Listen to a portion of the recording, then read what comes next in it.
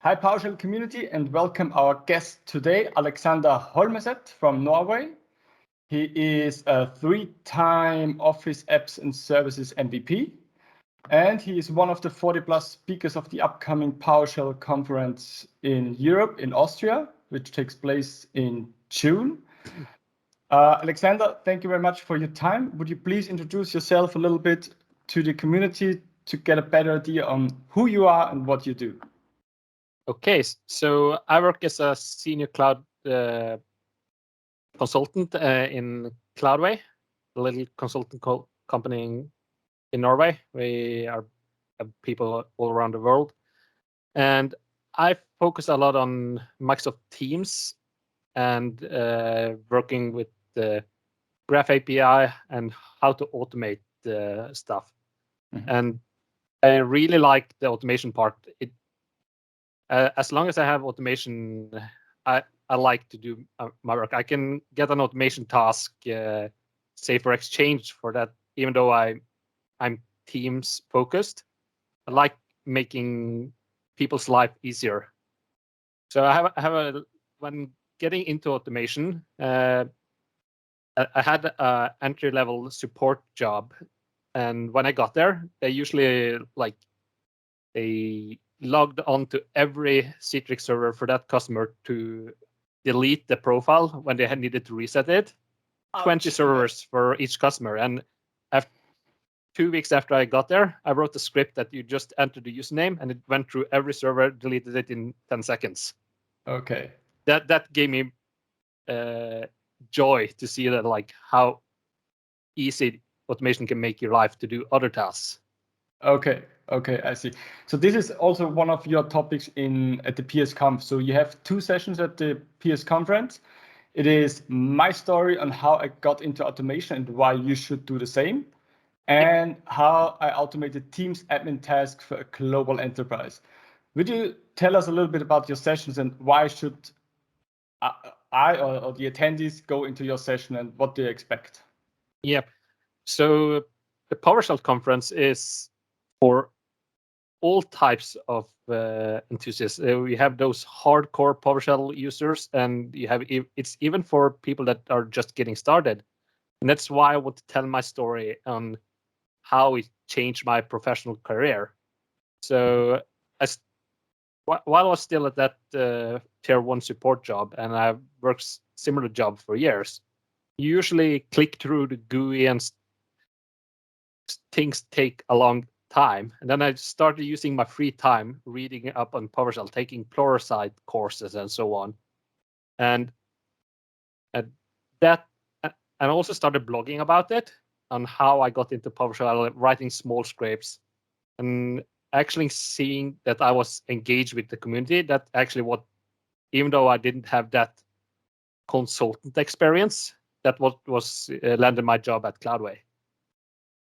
And okay. my other session is about the project I had at a large enterprise with, say, I think it's 30K plus users. And one of the tasks I automated was fully automation of assigning phone numbers. Say, the only thing that support does, they give them a phone license. This routine discovers, say, okay, now you have a license. Okay, you're from Norway. You get the Norwegian number and so on. And even if you move to another country, it will discover, okay, you changed to Singapore. Okay, let's give you a Singaporean number now, and so on. So it's fully automated. Everything with a cleanup routine afterwards also, and say you have retention for the numbers and so on. And there's a lot of other small various tasks that also is automated in this job. Okay, sounds interesting. Especially the way how you got into automation, because I also like automation and do it at home and everywhere I can. So really looking forward to this. You're a Teams professional. You work very much with Teams tasks, with Teams related. In your opinion, where would the product Teams be today without the pandemic? I think a lot of features in especially Teams got pushed really hard forward during the pandemic. Okay. Like we really got a reason to evolve.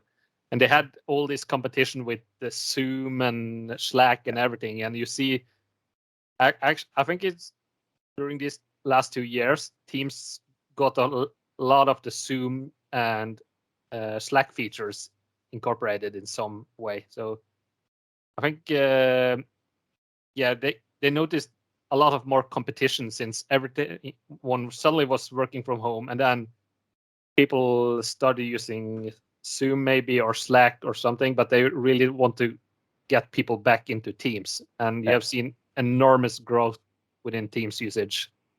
Absolutely, yeah. And also the acceptance for at customers and the people out there to use Teams and to do video conferences. It's daily business today, yeah. I saw on your LinkedIn page that you speak a little bit German, or at least I saw something that you speak German. So I'm not sure if you could switch to German, or you want to or how good is your German right now? I had German for 5 years in high school and lower elementary or something like that. But the problem is that I never traveled to Germany before, like in my late 20s. And then so we hadn't had time to practice and use your language, so we kind of forgot about it. And so I'm able to read it, but it's more in Guten Tag and meine Name ist Alexander. That's it. Okay, great. So we can try a little bit in June when we meet, and we can practice a little bit in German. Okay. But then you have the differences between other types of German. Also, it's not only German. That's true. And also in Austria, it's very difficult dialect, so it can be hard to understand. Yeah. Have you ever been in Austria before? Most probably. Really? Me and my friends went on a road trip through Europe, so we drove to most of Europe. So probably was there a couple of hours.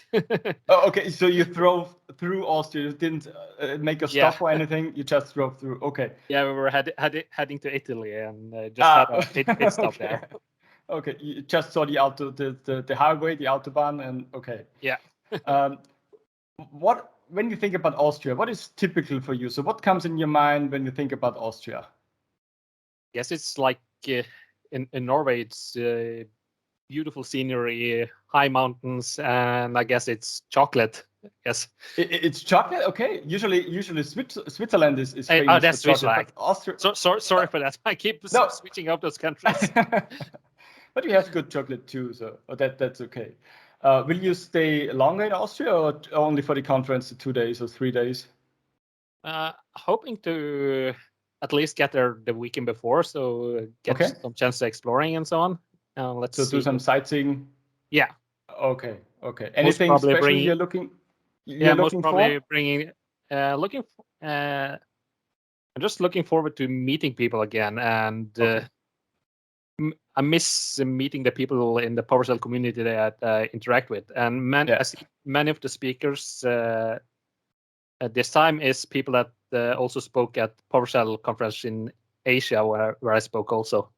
Okay. Yeah.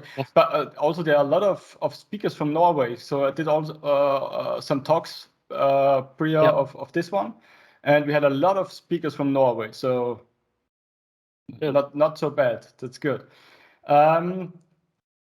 After so the 2 years, I think you have a lot of video conferencing or used a lot of video conferencing tools, not only Teams. In your opinion, and maybe that's a bad question, what is the worst video conferencing tool you used in the last 2 years?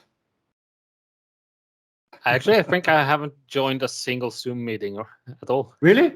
Yeah, in Norway, most people just use Teams for some reason. Okay, good. Yeah, I remember like reading about a lot of bad experiences, like schools were using Zooms with open links and so on. So we're really security focused in Norway, I guess. So okay, so good to you. So I already did some Zoom meetings. It was not that good experience. Yeah. Yeah.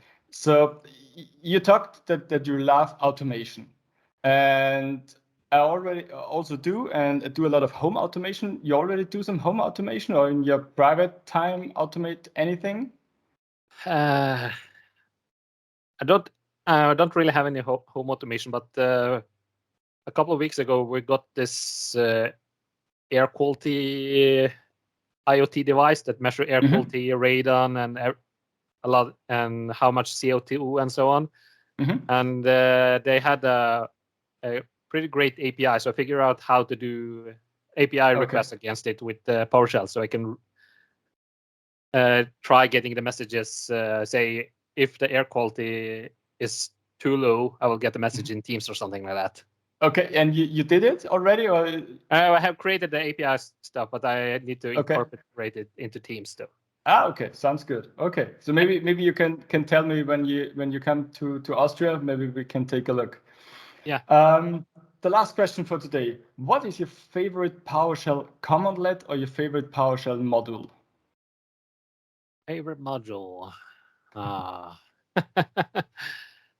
Let's see. I'm not really if I. Oh, that one you use on a daily basis. I very often use try to do Graph API requests as often as I can. But the most used is probably the Teams PowerShell one, even though I would want that most of the Teams PowerShell commands were available to do through Graph API. Okay, so for Graph API, you use invoke REST method, I think? Yeah.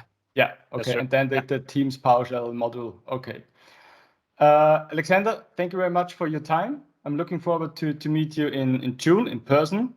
And any last words to the community, any user groups, anything you want to tell to the community? Not that I really can think of now, but if you're going to a PowerShell conference, come up and say hi, and I will always have time for a chat. Okay, great. So everyone should say hi to Alexander. So thanks again for your time and see you in June. Bye-bye. Yeah, choose.